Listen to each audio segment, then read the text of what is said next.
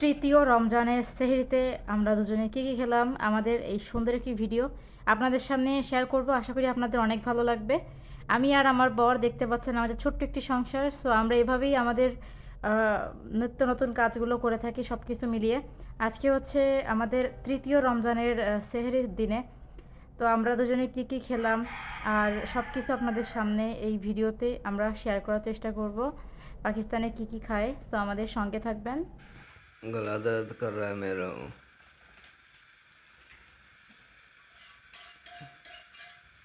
ये साल में गरम कर लिया उसने। গরম করা শেষ। এই যে তরকারি। ये मेरी चाय भी आ गई। হ্যালো এভরিওয়ান, আসসালামু আলাইকুম। সবাই কেমন আছেন? আশা করি অনেক ভালো আছেন। তৃতীয় রমজান পাকিস্তানে আমাদের আজকে। তো তৃতীয় রমজান উপলক্ষে দেখুন আমার বর বাইরে থেকে খাবার কিনে আনছে।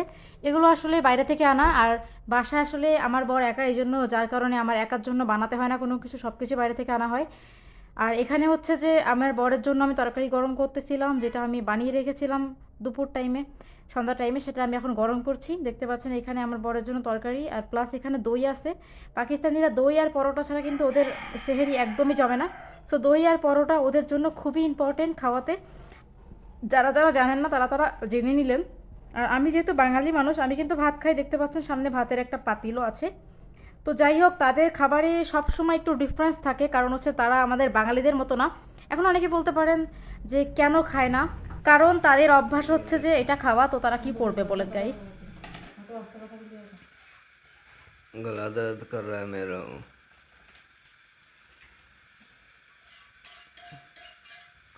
ये साल में गरम कर लिया उसने। গরম করা শেষ।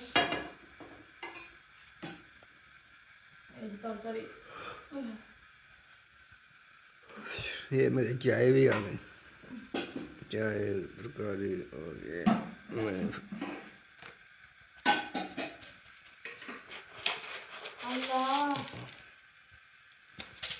दही के अंदर चीनी डालनी है। অনেক ঠান্ডা পানি নিয়ে আসি তোমার সামনে।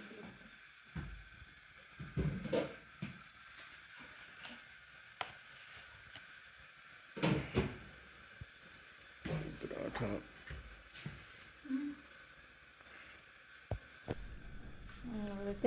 যাই হোক, আপনারা দেখতেই পাচ্ছেন, এই দেখুন কত বড় পরোটা, দেখছেন একটা পরোটা কত বড় হয়। এগুলো হচ্ছে পাকিস্তানিদের মেন খাবার। এখানে আর একটা তরকারি গরম হচ্ছে আমার, ওকে আমি গরম করে দিয়েছি, ও খাইতেছে। আর একটা তরকারি এখানে গরম হইতেছে। তরকারিগুলো পুরাই জমে গিয়েছে, কারণ প্রচুর ঠান্ডা। আপনারা দেখতেই পাচ্ছেন যে একটুখানি যে কোনো কিছু রাখার সঙ্গে সঙ্গেই মানে সাথে সাথে করে জমে যাচ্ছে, এরকমটা অবস্থা। তো পাকিস্তানে বর্তমানে খুবই ঠান্ডা। অলরেডি আমার বর খাওয়া স্টার্ট করে দিয়েছে। আর আজকে আমি সত্যি কথা বলতে আমার একদমই খেতে মন চাচ্ছিল না, তাই ভাবলাম আজকে আমার বর যেটা খাচ্ছে ওখান থেকে আমি একটু শেয়ার করে নিব। তো এই হচ্ছে আজকে আমার নিজের প্ল্যান ছিল। খেতে মনই চাচ্ছে না, বাসায় সব কিছু রান্নাবাড়া করা আছে, বাট কেন জানি না হঠাৎ করে মন চাইছে না। এমনি তো আমি একটু অসুস্থ, যার কারণে আমার আসলে খাওয়া দাওয়া খুবই মানে কম করতে ইচ্ছা করে বর্তমানে। এত এত মেডিসিন খেতে হয়, আপনারা হয়তো অনেক ভিডিওতে দেখেছেন। তো এই কারণে আসলে খাওয়া দাওয়ার প্রতি এনার্জি খুবই কম আমার বর্তমানে বলতে গেলে। তো এই যে অবস্থা দেখতে পাচ্ছেন, আমার বর খেতে বসে গেছে, আর আমি এখানে বসবো, বসে আমার বরের থেকে একটুখানি খাবার খাবো, কারণ আমার আজকে ভালো লাগছে না খেতে।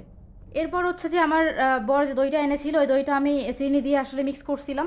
আর এখানে আমার বর আমাকে খাইয়ে দিচ্ছিল পরোটা। পরোটার সঙ্গে তরকারি ছিল, একটু মাংস ছিল, এটা ওর জন্য রান্না করা ছিল স্পেশালি, এটা ওই খাচ্ছে। যাই হোক, তারপরে হচ্ছে যে আমি অল্প একটু খাচ্ছিলাম। আমার বর বলছিল তুমি খাবার নিয়ে আসো, নাহলে আমার এখান থেকে খাওয়া। আমি বললাম যে না, আমি বেশি খেতে পারবো না, আজকে আমার একদমই ক্ষুধা নেই। আজকে আমি ইফতার করার পরে কেন জানি না ক্ষুধা একদমই ছিল না, যার কারণে আজকে আমার খেতে মনই চাইনি। তো তাই এখানে বসেছিলাম একদম খাবার না নিয়ে। তো ভাবলাম যে আমার বরের যে দই আছে ওটা একটু খেয়ে নেই, আর সঙ্গে আমি পরোটা একটুখানি খেলেই হবে। তো আমার বর ঠিকঠাক মতোই খাচ্ছে। তো পাকিস্তানে একটা ব্যাপার কি জানেন, পাকিস্তানে কিন্তু এরকমই হয়, পাকিস্তানিরা রুটি মূলত খুব পছন্দ করে। ওরা আসলে রুটি পরোটা এই টাইপের জিনিসগুলো খেয়ে থাকে। কখনো আমি জানতাম না, যখন বাংলাদেশ থেকে পাকিস্তানে আসলাম তখনই আমি জানতে পারলাম যে পাকিস্তানিরা মূলত পরোটা খেতে বেশি পছন্দ করে সেহরির টাইমে, আর হচ্ছে যে রুটিটা অল টাইম খায়। তবে আমার বরকে আমি ভাতের মোটামুটি একটা জিনিস লাভার বানিয়ে ফেলেছি। ও কিন্তু ইফতারের পরে প্রায় সময় আমার সাথে একই প্লেটে বসে ভাত খায়, তারপরে ও রাতে আর কিছুই খায় না, পরে সেহরিতে গিয়ে একবার এই যে খাবার খায় বলতে গেলে। তো এই হচ্ছে ব্যাপার। আর একটা কথা কি, পাকিস্তানে অনেকে আমাকে কমেন্ট করেছিলেন গত ভিডিওতে যে পাকিস্তানে কি আসলে আজান দিয়ে ডেকে দেয় কি না। হ্যাঁ, পাকিস্তানে আসলে আজান দিয়ে ডেকে দেয়। আমাদের ইফতারি লাস্ট সেহরির লাস্ট সময় হচ্ছে যে 5টা বাজে 26 মিনিট মেবি, তো এরকম। তো তারা ওরা মাইকে আসলে 3টা থেকে ডাকা শুরু করে, পুরো রাত 3টা থেকেই ডাকা শুরু করে।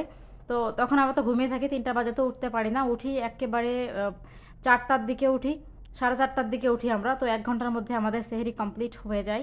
আর যেহেতু সেহরির খাবারগুলো বাইরে থেকে আসে সেক্ষেত্রে প্রবলেম হয় না, আর বাসারগুলো আমাকে গরম করে নিতে হয়, তো এই জন্য কোনো ঝামেলা নেই। আর আমি যা যা খাবার বানানোর সেগুলো আমি সন্ধ্যাবেলায় বানিয়ে রাখি, বাকি ভোর রাত যখন হয় সেহরির সময় একটু গরম করে নেই, এজন্য সেহরিতে আমার রান্নার কোনো ঝামেলা একদমই থাকে না। তো এই হচ্ছে অবস্থা।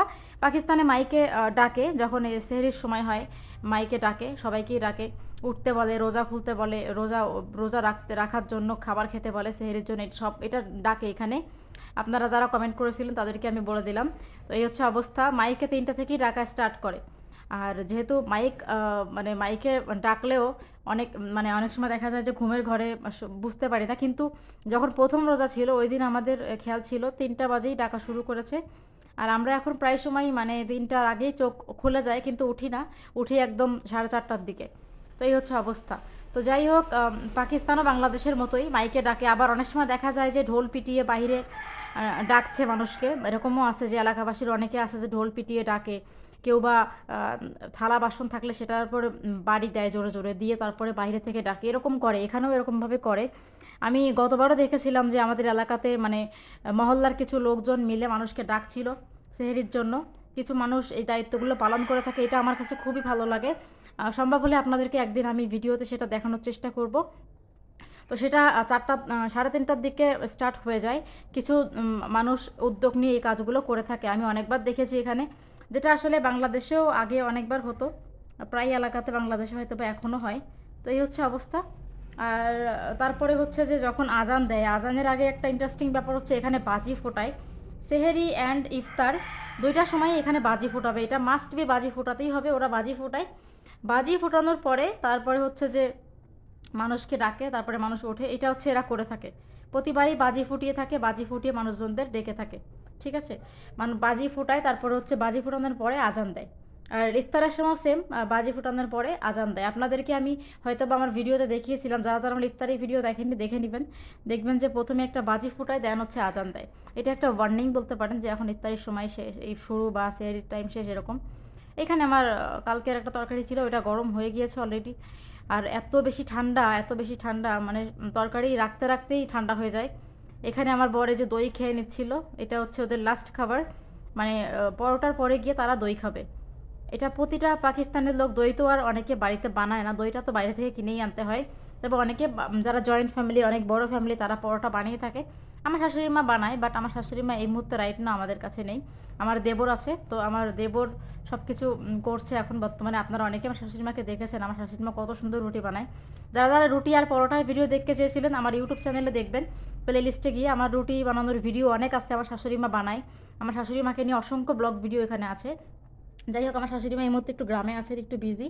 ইনশাল্লাহ খুব জলদি ঈদের আগে এসে পড়বেন, এসে পড়লে আপনাদের সাথে আবার মিট আপ হয়ে যাবে। যতদিন শাশুড়ি মা থাকছে না অতদিন বাইরে থেকে খাবার কিনে আনা হচ্ছে, এটাই হচ্ছে ব্যাপার। তো যাই হোক, আমার বর এই যে খাবার খাচ্ছিল, দেখতে পাচ্ছেন গাইস। তো খাওয়া দাওয়া মোটামুটি এখন কমপ্লিট। এবার কি খাবে দেখেন, আপনাদেরকে পুরোটাই আমি দেখাচ্ছি। এবার খাবে হচ্ছে এখানে চা।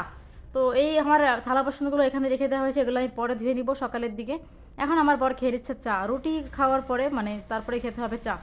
এই যে এটা হচ্ছে এদের লাস্ট খাবার। এরপরে আমি মাঝে মধ্যে আমার বরকে খেজুর দিয়ে থাকি একটু আধটু করে, এই। যাই হোক, আমার বরের সেহরি রান হয়ে গেল। আর আপনারা অনেকে বলবেন যে আপু আপনি তো খাননি, তাহলে কি করবেন? না, সমস্যা নেই, আমি আসলে অল্প খেয়েছি আজকে, বাট হয়ে যাবে, পানি টানি দিয়ে কভার করে দিব ইনশাল্লাহ। আর এত বেশি আমার ক্ষুধা লাগে না, আমি আসলে করতে পারি। সো যাই হোক, কেমন লাগলো পাকিস্তানের সুন্দর এই সেহরির ভিডিও কমেন্ট করে জানাতে ভুলবেন না।